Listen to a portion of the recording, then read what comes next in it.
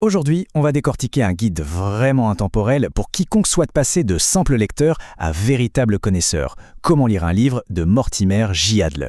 On va explorer ensemble les secrets qu'il renferme. On vit à une époque où l'information est littéralement partout, à portée de main. Et pourtant, il y a ce paradoxe. On a l'impression d'être souvent submergé par les faits, mais de manquer cruellement de sagesse. Et attention, ce n'est pas un problème nouveau. Déjà en 1972, Adler nous mettait en garde. Il disait que les médias modernes sont conçus pour nous servir des opinions toutes faites, rendant la réflexion presque superflue. Un défi qui, à l'ère du numérique, est plus pertinent que jamais. Pour beaucoup de gens, l'apprentissage de la lecture s'arrête net, au moment où ça devient vraiment intéressant. Le résultat, une fois adulte, on peut se sentir un peu démuni face à des idées complexes. La révélation centrale du livre, c'est un changement total de mentalité. La vraie lecture, ce n'est pas une consommation passive d'informations. C'est une compétence active, exigeante. C'est une activité à part entière. Pour bien saisir l'idée, le livre nous offre une analogie géniale. Il ne s'agit pas d'être un objet passif, comme une balle qui reçoit un coup, non.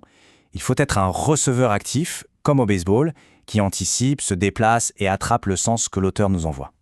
Donc, le point crucial, c'est ça. La lecture active, c'est le processus par lequel un esprit s'élève de lui-même. En partant de simples symboles sur une page, on passe d'un état de moindre compréhension à un état de plus grande compréhension uniquement par ses propres efforts. Ça nous mène à deux objectifs bien distincts.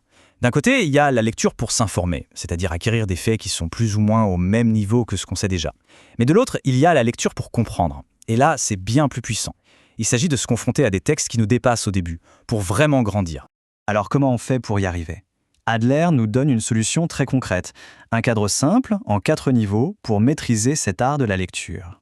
Le livre lui-même est donc pensé comme une feuille de route. Il est là pour guider le lecteur, pas à pas, pour l'aider à gravir cette échelle de la compréhension. Commençons par le premier niveau, le plus fondamental, la lecture élémentaire. Ici, la question est simple. Que dit la phrase ? C'est le b.a.-ba de l'alphabétisation qu'on apprend tous à l'école. Le deuxième niveau, c'est la lecture d'inspection. La question devient alors, de quoi parle le livre ? C'est l'art de survoler un texte intelligemment, de scanner sa structure, son squelette, pour en saisir les grandes idées en un temps limité. C'est au troisième niveau que les choses sérieuses commencent. La lecture analytique, c'est là où on s'engage le plus profondément avec un livre. C'est vraiment le cœur du travail. La lecture analytique est une activité intense. Il s'agit de mâcher et digérer le livre. On se demande que dit l'auteur en détail, et est-ce que c'est vrai ? C'est la lecture la plus complète et la plus gratifiante qu'on puisse faire d'un ouvrage.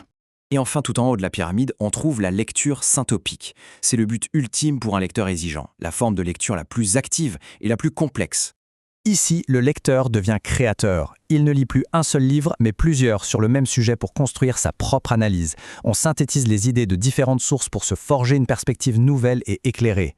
Voilà le point essentiel à retenir. En maîtrisant ces différents niveaux, la lecture cesse d'être une tâche passive. Elle devient un véritable outil, un levier pour la croissance intellectuelle, permettant de passer de la simple accumulation d'infos à une compréhension réelle et profonde.